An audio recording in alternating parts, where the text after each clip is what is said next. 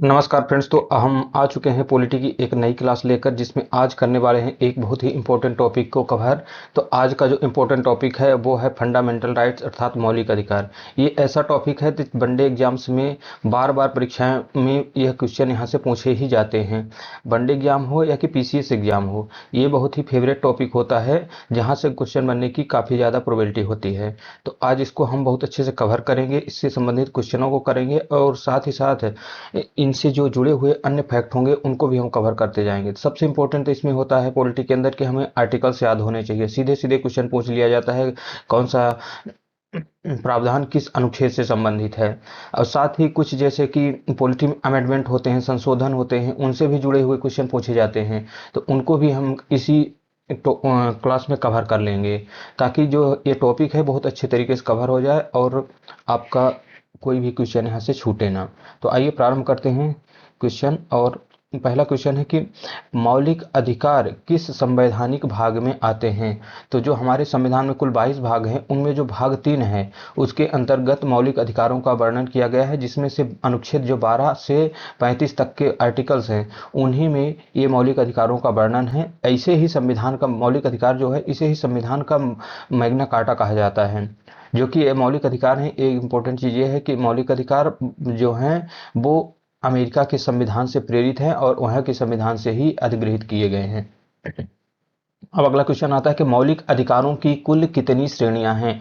तो मौलिक अधिकार जो है, पहले तो जो मूल संविधान था उसमें 7 मौलिक अधिकार का प्रावधान था, लेकिन वर्तमान में इसमें कुल 6 श्रेणियां हैं, जिनमें से पहला मौलिक अधिकार है कि समता का अधिकार, जिसका वर्णन अनुच्छेद 14 से 18 के बीच में है। फिर दूसरा है स्वतंत्रता का अधिकार, जिसका वर्णन अनुच्छेद 19 से 22 के है।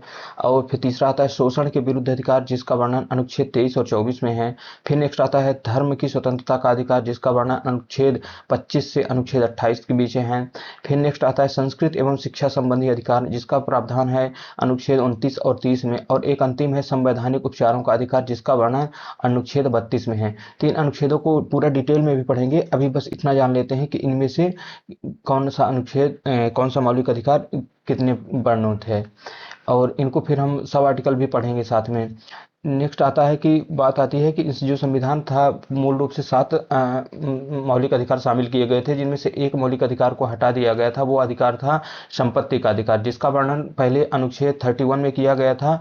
और तो इसके लिए 44th कॉन्स्टिट्यूशन अमेंडमेंट के द्वारा 1978 में मोरारजी देसाई की सरकार के द्वारा इसे हटा दिया जाता है, और इसको 300 का के तहत कानूनी अधिकार बना दिया जाता है। तो इसको भी आपको याद रखना होगा। अब आते हैं नेक्स्ट स्लाइड में और वहाँ के क्वेश्चन करते हैं। तो संविधान के किस अनुच्छेद में समानता का अधिकार है। समानता का अधिकार जो है अनुच्छेद 14 से 18 के बीच वर्णित है।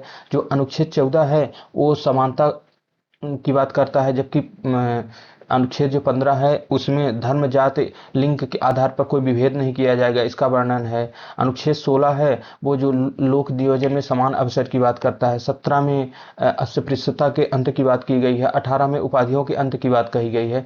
तो ये पूरे जो समानता के 5 अनुच्छेद हैं उनको याद रखना होगा।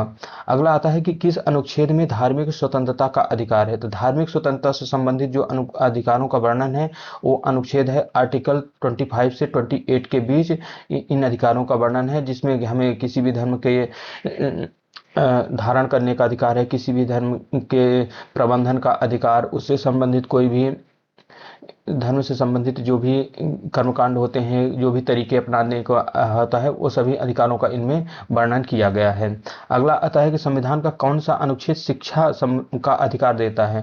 तो ये बहुत मोस्ट इंपॉर्टेंट है, क्योंकि इसको अमेंडमेंट करके द्वारा जोड़ा गया था। अनुच्छेद 21A में इसे जोड़ा गया, 2002 में जोड़ा जाता है जब अटल बिहारी वाजपेयी की सरकार होती है। 86 कॉन्स्टिट्यूशन अमेंडमेंट के द्वारा शिक्षा संबंधी अधिकार जोड़ा जाता है। पहले ये जो था वो डीपीएसपी के अंतर्गत आता था, जिसे में अनुच्छेद 45 में शामिल था। तो अब इसे वर्तमान में मौलिक अधिकार की श्रेणी में ला दिया गया है, जिसमें 6 से 14 वर्ष के आयु के सभी बच्चों को निःशुल्क एवं अनिवार्य शिक्षा को उपलब्ध कराएगा कौन, सरकार, राज्य सरकार और केंद्र सरकार दोनों मिलकर। नेक्स्ट है यह जो एक मोस्ट इंपोर्टेंट बात ये भी जानने की है कि यह प्रावधान केवल आवश्यक शिक्षा के लिए एक मौलिक अधिकार है, ना कि उच्च शिक्षा एवं व्यावसायिक शिक्षा के संदर्भ में है। अब आते हैं अगले क्वेश्चन की ओर। इस संविधान में अभिव्यक्ति की स्वतंत्रता का अधिकार किस अनुच्छेद में वर्णित है? तो अभिव्यक्ति से मतलब है कि बोलने का, रहने का, ये सभी अधिकार जो हैं आर्टिकल 19 के अंतर्गत। अगर ये भी पूछा जाए कि प्रेस का अधिकार जो है, ये प्रेस, मीडिया, इन सब का अधिकार किससे संबंधित है, तो वो भी अनुच्छेद 19 ए के अनुच्छेद 19 ए में जो सब आर्टिकल है उसके अंतर्गत वाक एवं अभिव्यक्ति की स्वतंत्रता के अधिकार के अंतर्गत शामिल है, जिसमें यह प्रत्येक नागरिक को अभिव्यक्ति दर्शाने का, मत देने का, विश्वास एवं अभियोग लगाने की मौखिक, लिखित, छिपे हुए मामलों में स्वतंत्रता देता है। 19 ए का जो एक आर्टिकल का कुल 6 सब आर्टिकल है इसमें, जिनको सभी को याद रखना होगा क्योंकि इनसे क्वेश्चन भी पूछ सकता है। कुल 6 में से पहला हो जाता है वाक एवं अभिव्यक्ति की स्वतंत्रता, दूसरा है कि शांतिपूर्ण सम्मेलन में भाग लेने की स्वतंत्रता, तीसरा आता है कि संगम एवं संघ बनाने का स्वतंत्रता, चौथा है कि अबाध संचरण की स्वतंत्रता, कहीं भी देश के अंदर आप घूम सकते हैं, भ्रमण कर सकते हैं, ये अधिकार कौन दे रहा है? अनुच्छेद 19 ए के जो है अनुच्छेद 4 के तहत इसमें मिल रहा है। फिर है निवास, कहीं भी हम निवास कर सकते हैं, व्यवसाय आदि की स्वतंत्रता का अधिकार। ये जो टोटल 6 सब आर्टिकल हैं 19 ए के तहत, उनका वर्णन किया गया है, जिसमें से अभिव्यक्ति की स्वतंत्रता का अधिकार प्राप्त है। नेक्स्ट आता है अब अगला क्वेश्चन कि धर्मनिरपेक्षता से संबंधित मौलिक अधिकार किस अनुच्छेद में वर्णित है? तो जो धर्मनिरपेक्षता संबंधित है कि किसी भी धर्म को हम धारण कर सकते हैं, किसी भी धर्म को हम छोड़ सकते हैं, ये जो है स्वतंत्रता मिलती है अनुच्छेद 25 के तहत। नेक्स्ट आता है कि धर्म की स्वतंत्रता के अधिकार जो दिए गए हैं उनका हमने पूरा वर्णन कर दिया है कि अनुच्छेद जो 25 है वो वर्णन करता है कि अंतःकरण की और धर्म की अबाध रूप से मानने की स्वतंत्रता, आचरण और इसका प्रचार करने की स्वतंत्रता है। इसके अंतर्गत ही सिखों को जो कृपाण तलवार धारण करने की आज़ादी प्राप्त हुई है वो अनुच्छेद 25 के तहत ही प्राप्त होती है।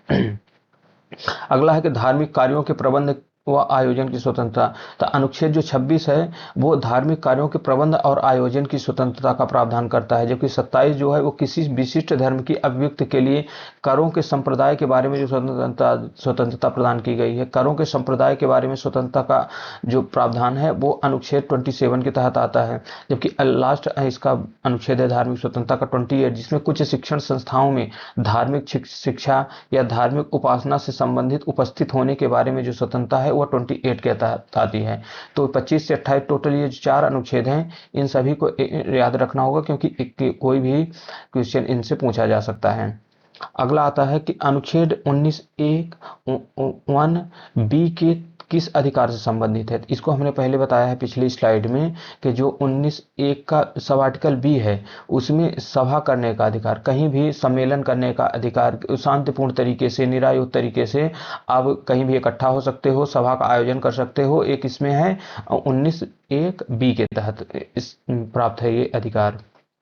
अब आते हैं अगली स्लाइड में जिसमें है कि समानता का अधिकार किस अनुच्छेद के अंतर्गत आता है? तो समानता के अनुधिकारों का जो वर्णन है अनुच्छेद 14 से 18 के बीच में किया गया है, जिनको हमने बता भी दिया था कि अनुच्छेद जो 14 है वो समानता के अधिकार का वर्णन करता है, जबकि जो अनुच्छेद 15 है वो किसी से विभेद करने का, धर्म, जाति, लिंग, भाषा आदि के आधार पर किसी को विभेद नहीं किया जाएगा, इसका वर्णन किया जाता है। 15 बता दिया मैंने। 16 में लोक नियोजन में समानता की बात की जाती है। 17 में अस्पृश्यता का उन्मूलन है। 18 में उपाधियों का अंत कर दिया गया। तो इनके बारे में मैंने बता दिया है, यहाँ स्लाइड में हमने इंक्लूड भी किया है कि कानून के समक्ष जो समानता का प्रावधान है वो किसमें है? अनुच्छेद 14 में आता है।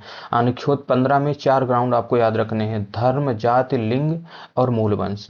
इन 4 ग्राउंड के आधार पर, सार्वजनिक स्थानों पर कोई भेदभाव नहीं किया जा सकता और बच्चों एवं महिलाओं को हालांकि विशेष प्रावधान है।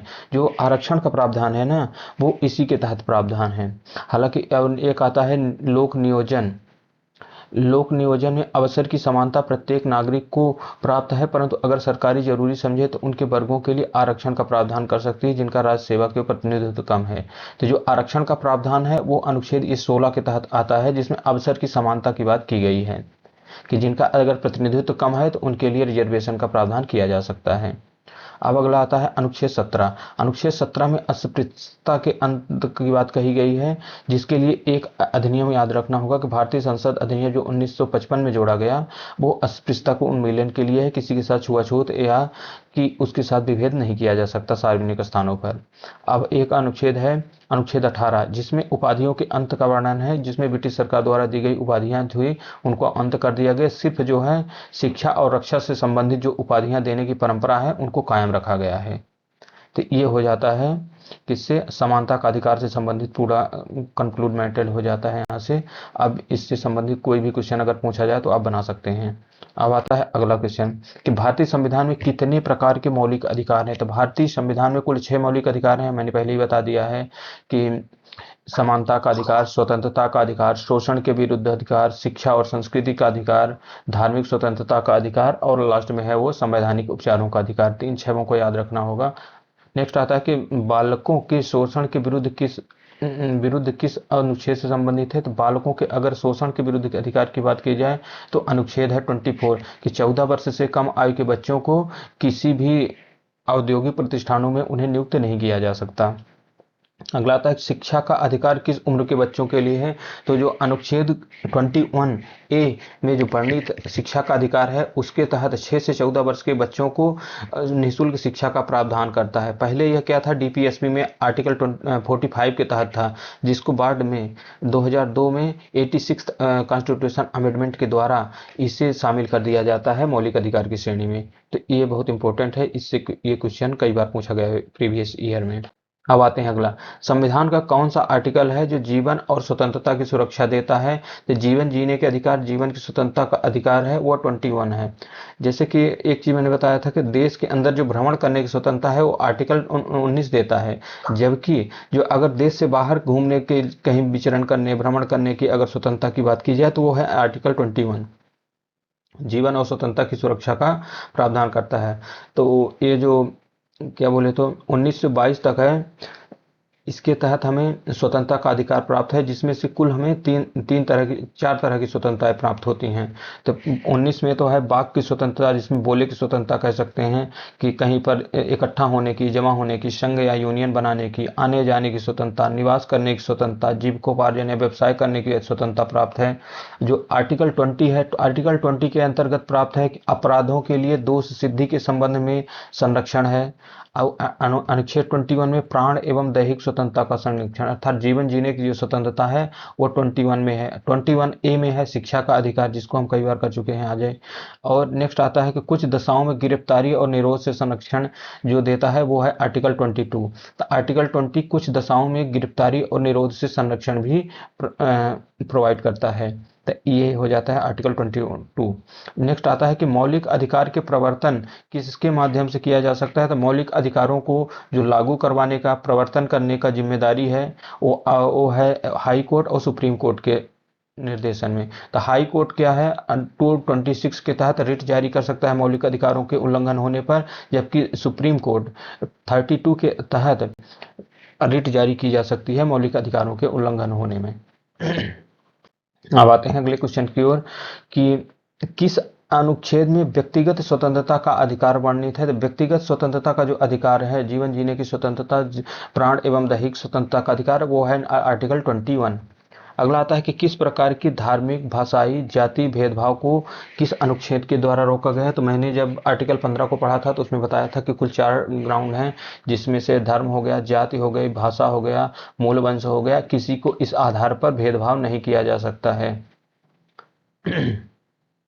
संविधान के अनुसार बाल श्रम पर प्रतिबंध किस अनुच्छेद के तहत लगाया गया। तो बाल श्रम का ये जो प्रतिबंध है ये शोषण के विरुद्ध अधिकार के मौलिक अधिकार की श्रेणी में आता है, जिसमें आर्टिकल जो 24 है वो कारखानों आदि में 14 वर्ष तक के जो बालक हैं उनका नियोजन जो है वो निषिद्ध करता है कि इन 14 वर्ष से कम आयु के बालकों को किसी भी औद्योगिक प्रतिष्ठान या कि किसी ऐसे संस्थान में कार्यरत नहीं किया जा सकता जहां पर उनसे कठोर श्रम करवाया जाता हो।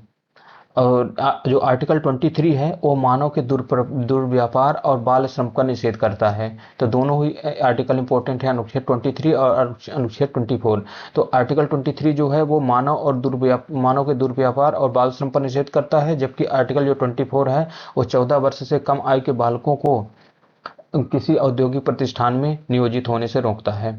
अब आते हैं अगले क्वेश्चन की ओर कि किस अनुच्छेद के तहत समान अवसर की अधिकार है।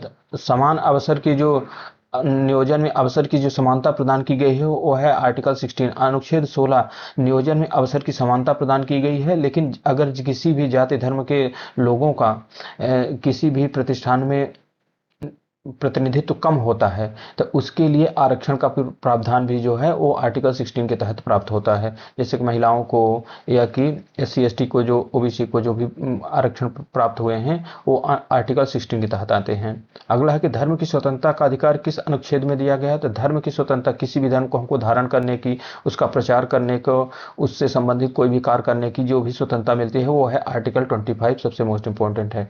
नेक्स्ट है कि किस अनुच्छेद में संस्कृत और शैक्षणिक अधिकार प्रदान किए गए हैं। तो सांस्कृतिक और शैक्षणिक अधिकार प्राप्त करते हैं वो है 29 और 30। 29 और 30 जो अनुच्छेद हैं वो संस्कृत और शैक्षिक शिक्षा संबंधी अधिकार प्रदान किए गए हैं, जिसमें किसी भी वर्ग के नागरिक को अपनी संस्कृति सुरक्षित रखने, भाषा या लिपि बचाए रखने का अधिकार है। अल्पसंख्यक वर्गों के जो हितों का संरक्षण है वो सब कभी किसमें है, अनुच्छेद 29 में है। जबकि जो अनुच्छेद 30 है, शिक्षा संस्थाओं की स्थापना और प्रशासन करने का अल्पसंख्यक वर्गों को अधिकार प्रदान करता है। तो अनुच्छेद 29 और 30 दोनों ही इंपॉर्टेंट हैं कि अनुच्छेद जो 30 है, 30 शिक्षा संस्थाओं की स्थापना और प्रशासन करने का अल्पसंख्यक वर्गों को अधिकार प्रदान किया गया है। अब आते हैं अगले स्लाइड में, जिसमें है किस अनुच्छेद में मूल अधिकारों के उल्लंघन पर सर्वोच्च न्यायालय में याचिका दायर की जा सकती है। तो अनुच्छेद 32 में सर्वोच्च न्यायालय के द्वारा याचिका दायर की जा सकती है, जिसमें सुप्रीम कोर्ट यह रिट जारी कर सकता है कि किसी का मूलक अधिकारों का अगर उल्लंघन होता है तो। अब नेक्स्ट क्वेश्चन है कि अनुच्छेद 19(1)(d) में किस अधिकार से संबंधित है। तो हमने अनुच्छेद 19 जो है उसके सब आर्टिकल जब पढ़े थे, उनमें कुल 6 सब आर्टिकल थे, जिनमें से जो डी था उसमें देश के भीतर कहीं भी आने जाने का अधिकार प्राप्त था। जो ए था उसमें बोलने का अधिकार था, जबकि बी जो था उसमें आने जाने की स्वतंत्रता का अधिकार, नहीं सॉरी, बी में नहीं था। बी में तो था कहीं भी हम इकट्ठा हो सकते हैं, कहीं जमा हो सकते हैं, कहीं शांतिपूर्ण तरीके से सम्मेलन कर सकते हैं। जबकि सी में था कहीं हम संघ बना सकते हैं, कोई संगठन जैसे कि समिति बना सकते हैं, कोई सभा गठित कर सकते हैं, समिति बना सकते हैं। तो इस तरह के उसी में था। डी में जो है वो देश के भीतर कहीं भी आने जाने का अधिकार है। जबकि ई जो है उसमें कहीं भी हम निवास कर सकते हैं। जबकि जो एफ है उसके अंतर्गत हम कहीं भी व्यवसाय प्रारंभ कर सकते हैं। तो इनको आपको 6 वो जो सब आर्टिकल हैं 19(1) के तहत उनको याद रखना होगा, क्योंकि ये इनको जरूर पूछा जा सकता है। भारतीय संविधान के मौलिक अधिकार किस देश के संविधान से प्रेरित हैं। तो इसको हमने क्लास के प्रारंभ में ही बताया कि जो भारतीय संविधान में मौलिक अधिकारों का अधिग्रहण है वो अमेरिका के संविधान से लिया गया है। मौलिक अधिकारों को संविधान का मैग्ना कार्टा भी कहा जाता है, जिनका वर्णन संविधान के भाग 3 में 12 से 35 अनुच्छेदों में किया गया है। नेक्स्ट आता है कि किस अनुच्छेद में उत्पीड़न और भेदभाव से सुरक्षा का अधिकार है। तो अनुच्छेद 17 जो है, किसी के साथ उत्पीड़न होता है, भेदभाव किया जाता है, अस्पृश्यता की जाती है, तो उससे सुरक्षा संबंधित जो प्रावधान किए गए हैं वो है अनुच्छेद 17। नेक्स्ट क्वेश्चन है कि समानता का अधिकार किस अनुच्छेद से शुरू होता है। तो समानता का अधिकार जो है वो कानून के समक्ष समानता जो का वर्णन है वो है अनुच्छेद 14 में। अब आते हैं अगले स्लाइड में कि भारत में मौलिक अधिकारों की रक्षा कौन कर सकता है। तो भारत में मौलिक अधिकारों की रक्षा करने का जो जिम्मेदारी है वो न्यायपालिका के तहत है, जिसमें वो रिट जारी करके मौलिक अधिकारों की सुरक्षा प्रदान की जा सकती है। अगला आता है कि किस अनुच्छेद में छुआछूत को समाप्त किया गया है। तो ये अस्पृश्यता की बात की गई है, तो ये अनुच्छेद 17। अब आते हैं नेक्स्ट कि संविधान का कौन सा अनुच्छेद प्रॉपर्टी का अधिकार, संपत्ति का अधिकार देता है, जिसे बाद में हटा दिया गया। तो इसको भी हम पढ़ चुके हैं कि आर्टिकल जो 31 था उसके तहत पहले हमें संपत्ति का अधिकार प्राप्त था, जिसको 44th अमेंडमेंट संशोधन अधिनियम के द्वारा 44वें संविधान संशोधन अधिनियम 1978 के तहत हटा दिया जाता है। जिस समय मोरारजी देसाई उस समय सरकार में होते हैं, उनके द्वारा हटा दिया जाता है और इसको यहाँ से हटाकर 301 के तहत इसको कानूनी राइट बना दिया जाता है, कानूनी अधिकार में शामिल कर दिया जाता है।